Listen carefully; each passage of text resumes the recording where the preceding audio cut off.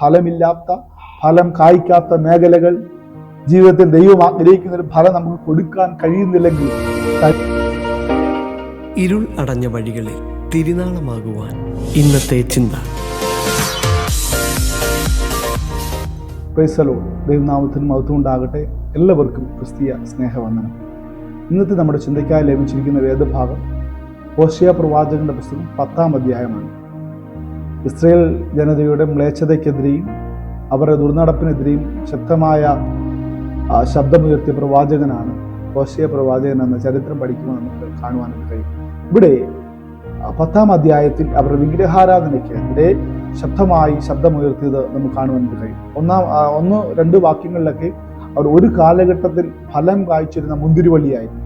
എന്നാൽ അവരുടെ ജീവിതചര്യ കൊണ്ടും ജീവിതത്തിൽ ദുർനടപ്പ് മുഖാന്തരവും വിഗ്രഹാരാധന മുഖാന്തരവും അവർ ബിംബങ്ങൾക്ക് കീഴടങ്ങിയത് മുഖാന്തരവും ഒക്കെ അവരുടെ ജീവിതത്തിൽ നിന്ന് ഫലം ഇല്ലാതെ വന്ന ഒരു സാഹചര്യം, ദൈവം ആഗ്രഹിച്ച ഫലം അവർക്ക് പുറപ്പെടുവിക്കാൻ കഴിയാതിരുന്ന സാഹചര്യത്തിൽ ദൈവാത്മാവ് അവരോട് ഓർപ്പിക്കുകയാണ്, നിങ്ങൾക്ക് ഇനി നിങ്ങളുടെ ജീവിതത്തിൽ ഒരു ഫലം ഉണ്ടാകണമെന്ന്, ദൈവം ആഗ്രഹിക്കുന്ന രീതിയിൽ ഒരു പ്രവൃത്തി നിങ്ങളുടെ ജീവിതത്തിൽ ഉണ്ടാകണമെങ്കിൽ അതിൻ്റെ 10-ാം അധ്യായം 12-ാമത്തെ വാക്യത്തിൽ ഇങ്ങനെ വായിക്കുന്നുണ്ട്: നീതി വിതപ്പിൻ, ദയക്കൊത്തവണ്ണം കൊയ്യുവിൻ, നിങ്ങളുടെ തരിശു നിലം ഉഴുവിൻ.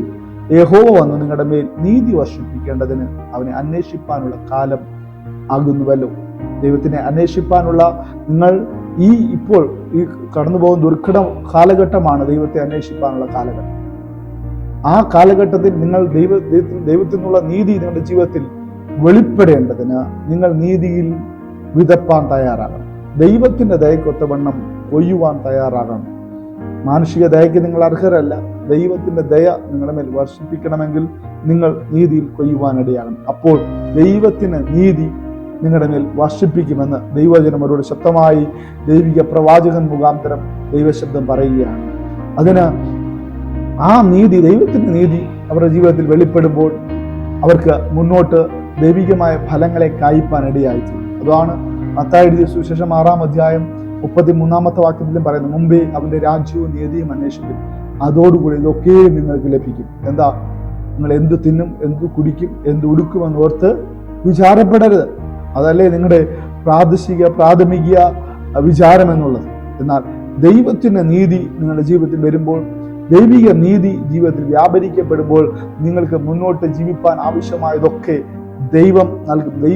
അവന്റെ ജീവനും ഭക്തിക്കും ആവശ്യമായതൊക്കെ നൽകാമെന്ന് ദൈവം വാഗ്ദത്തം കൊടുക്കുകയാണ്. അതിന് നിങ്ങൾ ദൈവിക നീതിക്കായി കാത്തിരിക്കണം. അതിന് തരിശു നിലം ഒഴുകുവാനിടയാകണം. ഫലമില്ലാത്ത, ഫലം കായ്ക്കാത്ത മേഖലകൾ ജീവിതത്തിൽ ദൈവം ആഗ്രഹിക്കുന്ന ഒരു ഫലം നമുക്ക് കൊടുക്കാൻ കഴിയുന്നില്ലെങ്കിൽ, തരിശായി കിടക്കുന്ന ഒരു കാലത്ത് ഫലമുണ്ടായിരുന്നു, ഇപ്പോൾ എനിക്ക് ഫലം കായ്പാൻ കഴിയുന്നില്ല. ഒരു കാലത്ത് എനിക്ക് പ്രാപ്തിക്കാൻ കഴിയുമായിരുന്നു, ആരാധിപ്പാൻ കഴിയുമായിരുന്നു, ഒരു കാലത്ത് ദൈവവചനം ധ്യാനിപ്പാൻ കഴിയുമായിരുന്നു, എന്നാൽ ഈ കാലഘട്ടത്തിൽ എനിക്കതിന് കഴിയുന്നില്ല. പ്രിയപ്പെട്ട ദൈവമക്കളെയും, നമുക്ക് നമ്മുടെ തരിശു നിലങ്ങളെ ഉഴുത് ദൈവത്തിന്റെ നീതി നമ്മുടെ ജീവിതത്തിൽ വ്യാപരിക്കപ്പെടേണ്ടതിന് നമുക്ക് സമർപ്പിക്കാം. നമുക്ക് ജീവിതത്തിൽ നന്മകളെ അനുഭവിച്ച് മുന്നേറുവാൻ, ദൈവത്തിന്റെ ആശ്വാസങ്ങളെ അനുഭവിച്ച് മുന്നേറുവാൻ നമുക്ക് നമ്മുടെ തരിശു നിലങ്ങളെ ഉഴുത് ദൈവത്തിന്റെ നീതിക്കായി കാത്തിരിക്കാം. ഈ വചനങ്ങളാൽ ദൈവം നമ്മളെ സഹായിക്കട്ടെ. God bless you.